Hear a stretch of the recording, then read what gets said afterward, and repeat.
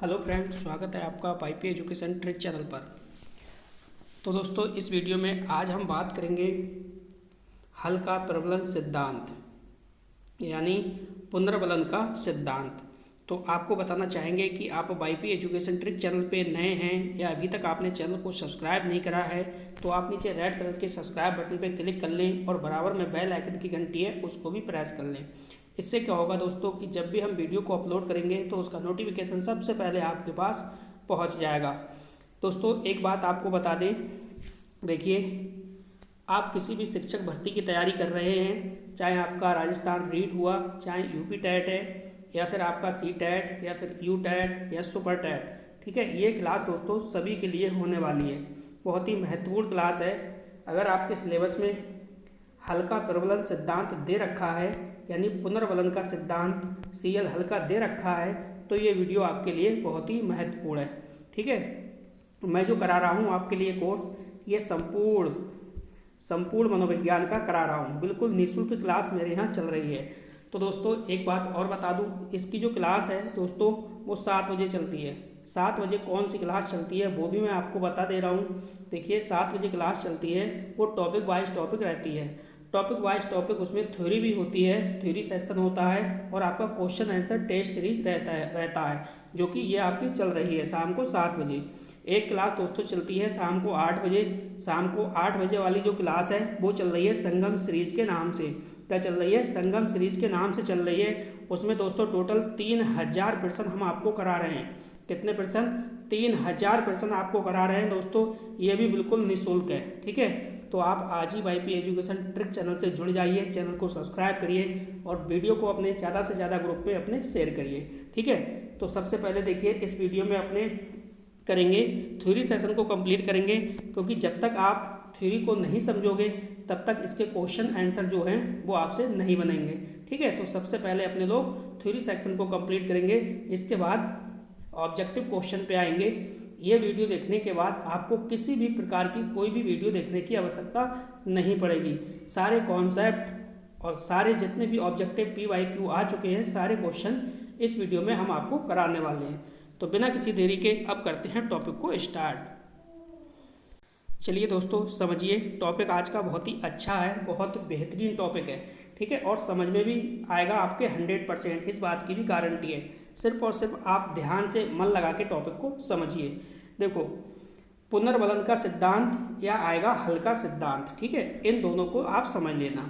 ये जो दोनों हैं बात एक ही है, चाहे पुनर्बलन का सिद्धांत बोलो या फिर हल का सिद्धांत बोलो। देखिए, यहाँ इसको बात को समझिए थोड़ा सा। क्लार्क लियोनार्ड हल, इनका जो पूरा नाम है दोस्तों वो क्लार्क लियोनार्ड हल है। अगर मैं निवासी बात करूं तो ये USA के हैं, अमेरिका के हैं, ये आपको ध्यान रखना है। ये है देखिए क्लार्क हल, ठीक है, जो शॉर्ट में बोल देते हैं क्लार्क हल। क्लार्क लियोनार्ड इनका पूरा नाम है। अब देखिए इन्होंने प्रयोग किस पे किया। इन्होंने दोस्तों जो प्रयोग किया है वो किया है, देखिए यहाँ पे कुत्ता कह रहा हूँ मैं, बिल्ली और चूहे पे। किस पे किया है दोस्तों? बिल्ली और चूहे पे, ठीक है। कोई बात नहीं, ध्यान से समझिए आप। प्रयोग किस पे किया है दोस्तों? बिल्ली और चूहे पे, ठीक है। अब बिल्ली और चूहे पे कोई और भी कर चुका है, ठीक है। तो यहाँ पे थोड़ा सा कॉन्सेप्ट को आपको समझते हुए चलना है, ठीक। यानी जो बिल्ली और चूहे है ये थॉर्नडाइक पत्ती पर आधारित है। कौन सी पत्ती पर? थॉर्नडाइक पत्ती पर आधारित है, ठीक है। इसको मैं आपको बिल्कुल बेहतरीन तरीके से समझाऊंगा जिससे कि एग्जाम में आपका क्वेश्चन जो है वो कभी भी गलत ना हो, ठीक।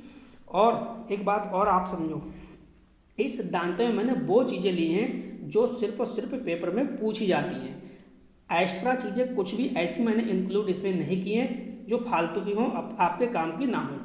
तो देखो समझो, प्रबलन का सिद्धांत का प्रतिपादन हल ने 1915 में अपनी पुस्तक प्रिंसिपल्स ऑफ बिहेवियर में किया है।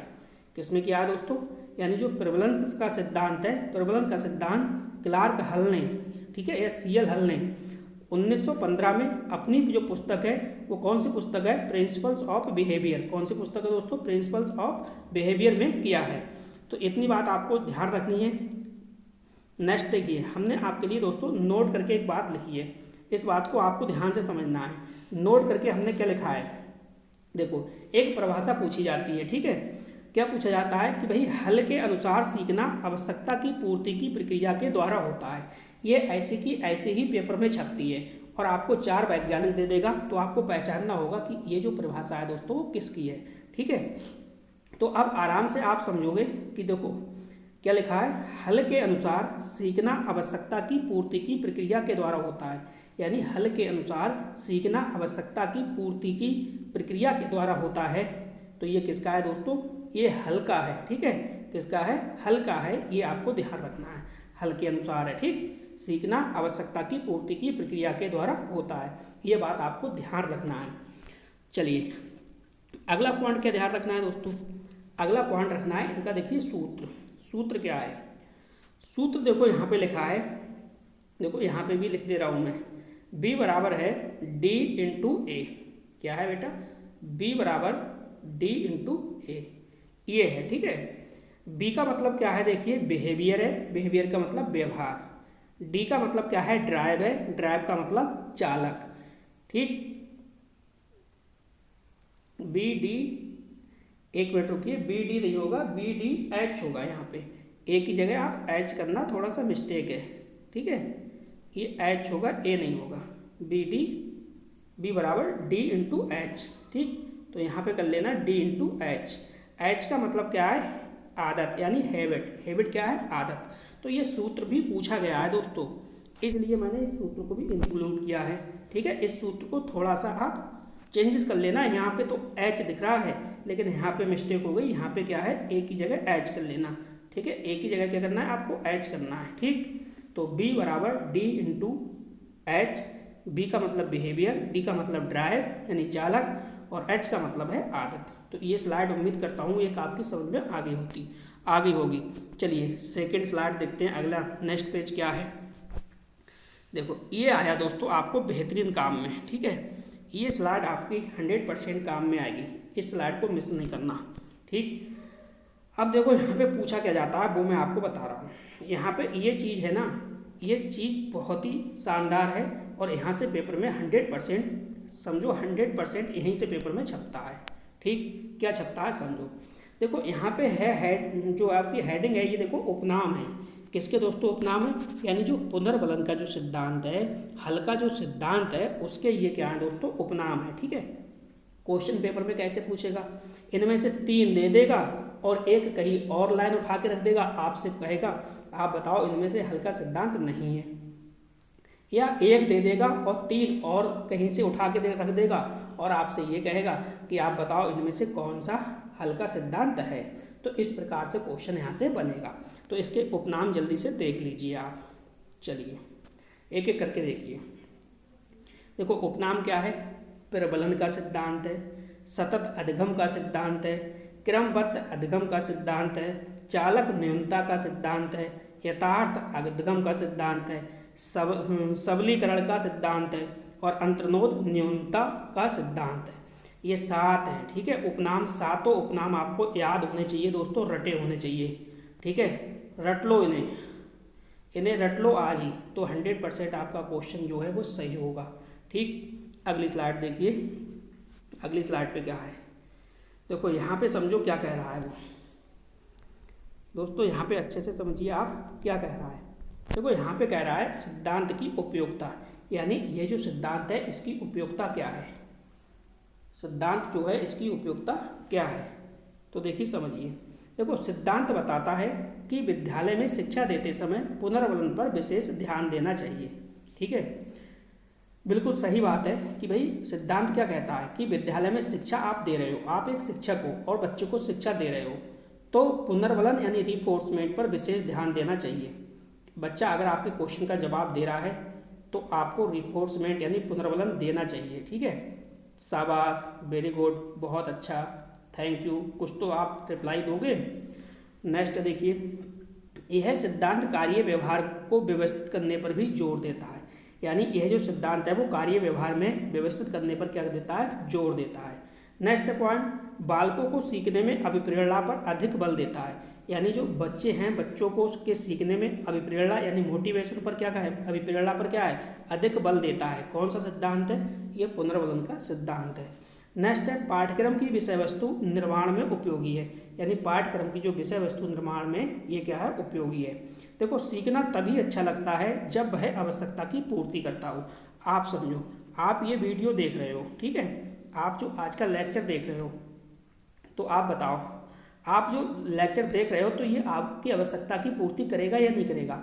आपको इसकी नीड है, ठीक है, आवश्यकता है कि मैं इस वीडियो को देख लूँगा तो मेरा एक क्वेश्चन जो है वो सही हो जाएगा, यानी आपकी आवश्यकता इस वीडियो से क्या होगी, पूरी होगी, ठीक है। तो वो यही कह रहा है कि सीखना तभी अच्छा हो सकता है, यानी सीखना तभी अच्छा हो सकता है जब यह आवश्यकता की पूर्ति करता हो। अब मान लो किसी बच्चे को टैट सुपर टैट से कोई मतलब ही नहीं है, ठीक है, या यू टैट या रीट के एग्जाम से कोई मतलब ही नहीं है, और वो ऐसे ही इस वीडियो को देखने लगे, तो क्या उसकी आवश्यकता की पूर्ति होगी? आप कहोगे जी नहीं। तो यही है इसके कहने का मतलब, ठीक। तो आप जल्दी से चैनल को सब्सक्राइब करिए। अब चलते हैं क्वेश्चन आंसर टेस्ट सीरीज को लगाते हैं। तो चलिए देख दोस्तों, पहला क्वेश्चन आपकी स्क्रीन पे लग चुका है, ठीक है। अब देखो, यहाँ पे थोड़ा सा पहले क्वेश्चन में ही मिस्टेक हो गई, किसमें, क्वेश्चन को टाइपिंग करने में। इसको आपको हल पढ़ना है, ठीक है। क्या पढ़ना है बेटा? हल पढ़ना है। क्वेश्चन बहुत ही बेहतरीन है, सारे के सारे क्वेश्चन आपको देखने हैं लास्ट तक। देखो, हल सिद्धांत किस प्रक्रिया से संबंधित है? यहाँ पे आपसे ये कह रहा है कि आप ये बताओ जो हल सिद्धांत है ये किस प्रक्रिया से संबंधित है। यानी आप ऑप्शन देखो, आप सीखने की पुनर्व्याख्या से, सीखने की व्याख्या के सरलीकरण से, सी ऑप्शन है धैर्य क्रमरोह से, और डी ऑप्शन है सीखने की व्याख्या से।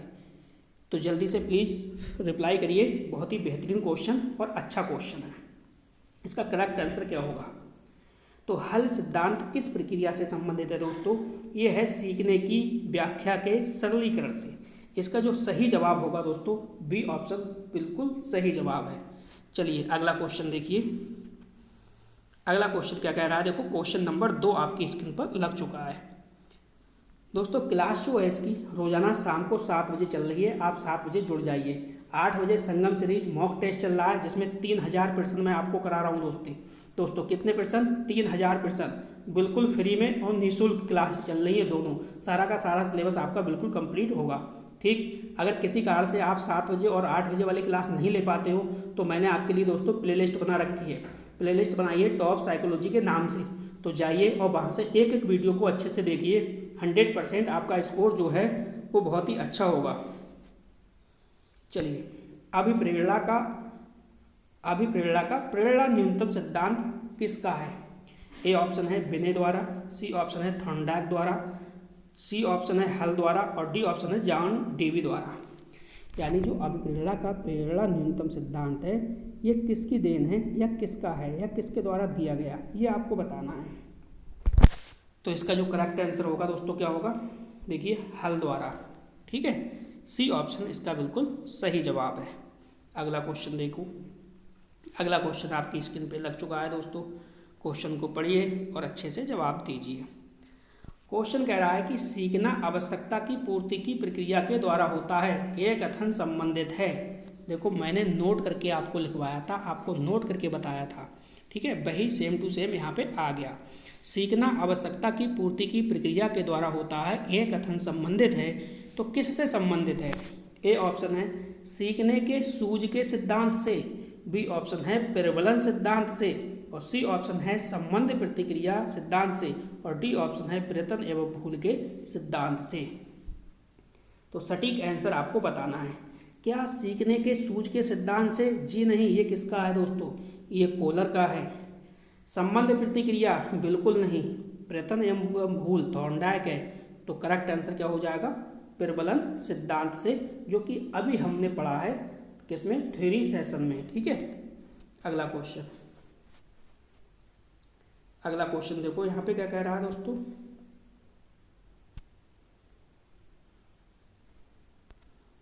चारों ऑप्शन आपके सामने।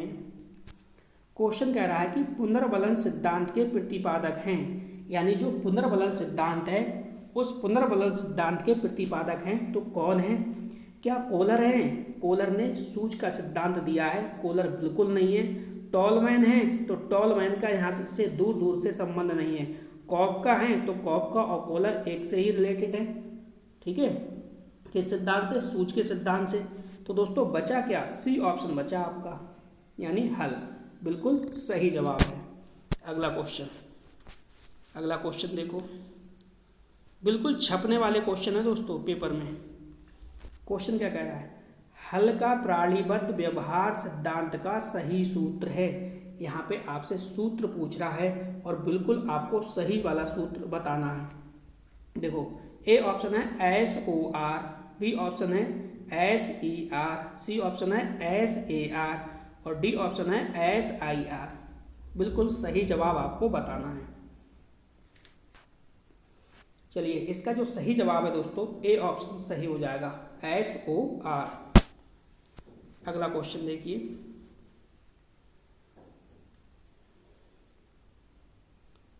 अगला क्वेश्चन कह रहा है, हल के सिद्धांत को किस नाम से जाना जाता है। ठीक है, यहाँ पे लिखा है हल के सिद्धांत को किस नाम से जाना जाता है। समीपता अनुबंधन का सिद्धांत, क्रिया प्रसूत अनुबंधन सिद्धांत, न्यूनता का सिद्धांत और प्रतन और त्रुटि का सिद्धांत। क्या करेक्ट आंसर आपको इसका पता है? आप कहोगे बिल्कुल पता है, आपके सबके आंसर बिल्कुल सही आएंगे। जल्दी से बताइए इसका सही जवाब क्या होगा। समीपता अनुबंधन सिद्धांत बिल्कुल नहीं, क्रिया प्रसूत बिल्कुल नहीं, प्रतन एवं त्रुटि बिल्कुल नहीं। तो बचा क्या दोस्तों, सी ऑप्शन बिल्कुल सही है, न्यूनता का सिद्धांत। यही आपको थ्योरी सेशन के अंदर कराया गया। चलिए अगला क्वेश्चन भी आपकी स्क्रीन पे लग चुका है दोस्तों। क्वेश्चन कह रहा है दोस्तों, हल के सिद्धांत का मुख्य विचार किस पर आधारित है। यानी जो क्लार्क हल है, हल के सिद्धांत का मुख्य विचार किस पर आधारित है। सजा और पुरस्कार, बी ऑप्शन है उत्तेजना और प्रतिक्रिया, सी ऑप्शन है आदत और प्रोत्साहन और डी ऑप्शन है आवश्यकता और पुनर्वलन। तो सही जवाब तो आपको पता होगा दोस्तों, जो कि हमने अभी पढ़ा है थ्योरी सेक्शन के अंदर। सजा और पुरस्कार नाम की इसमें कोई भी चर्चा अभी नहीं हुई है। उत्तेजना और प्रतिक्रिया की कोई चर्चा नहीं हुई है दोस्तों। आदत और प्रोत्साहन की कोई चर्चा नहीं हुई है। चर्चा हुई है आवश्यकता और पुनर्बलन की। तो इसका जो 7वें क्वेश्चन का करेक्ट आंसर है वो आपका डी ऑप्शन बिल्कुल सही होगा। एक बार जल्दी से दोस्तों सभी लोग वीडियो को लाइक कर दीजिए और वीडियो की लिंक को अपने सभी दोस्तों में यानी सभी ग्रुप्स के अंदर शेयर कर दीजिए, ताकि घर बैठे अच्छे से आपकी मनोविज्ञान की तैयारी हो सके। दोस्तों मनोविज्ञान एक ऐसा सब्जेक्ट है, 30 में से 30 आएंगे और आपके 0 में से 0 हो जाएगा। ये बात आपको ध्यान रखना है। मनोविज्ञान जिसे आती है वो 30 में से 30 कर जाएगा और जिसे नहीं आती समझ में वो 0 में से 0 रह जाएगा। ये बात आपको ध्यान रखना है। मनोविज्ञान ही एक ऐसा सब्जेक्ट है जो आपको सफलता दिलाएगा, चाहे वो सुपर टेट हुआ चाहे यूपी टेट हुआ। ये सब्जेक्ट बहुत ही अच्छा और बहुत ही बेहतरीन सब्जेक्ट है। चलिए अगला क्वेश्चन देखिए। अगला क्वेश्चन आपकी स्क्रीन पे दोस्तों लग चुका है। क्वेश्चन क्या कह रहा है, क्वेश्चन के बारे में थोड़ा सा समझिए।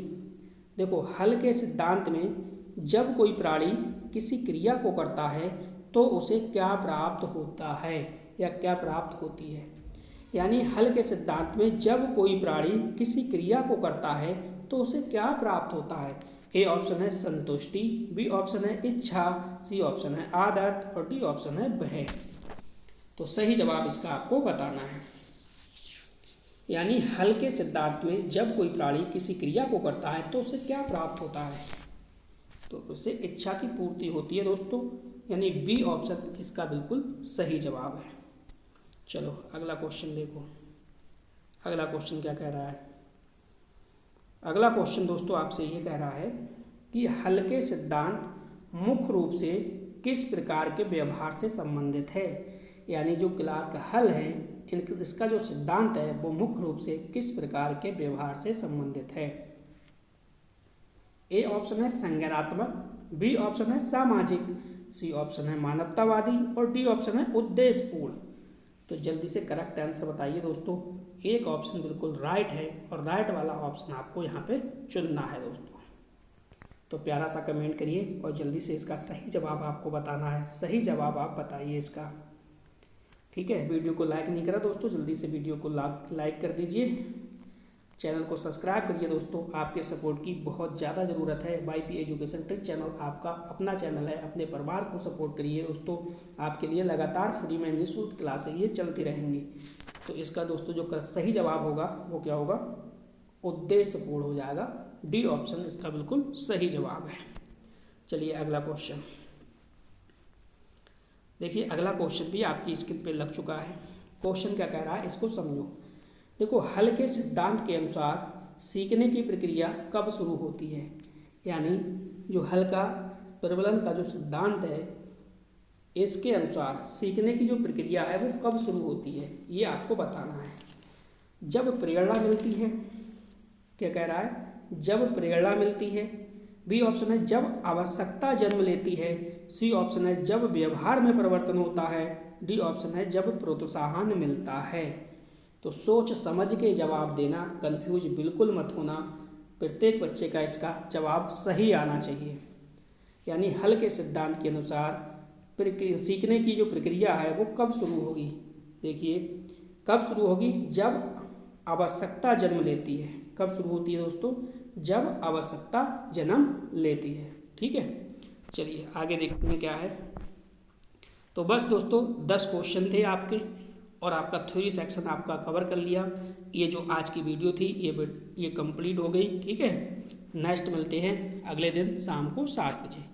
दोस्तों चैनल को सब्सक्राइब करके जाना और वीडियो को अपने सभी दोस्तों में, सभी ग्रुप्स में शेयर करके जाना।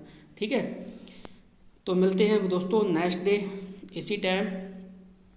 Thank you.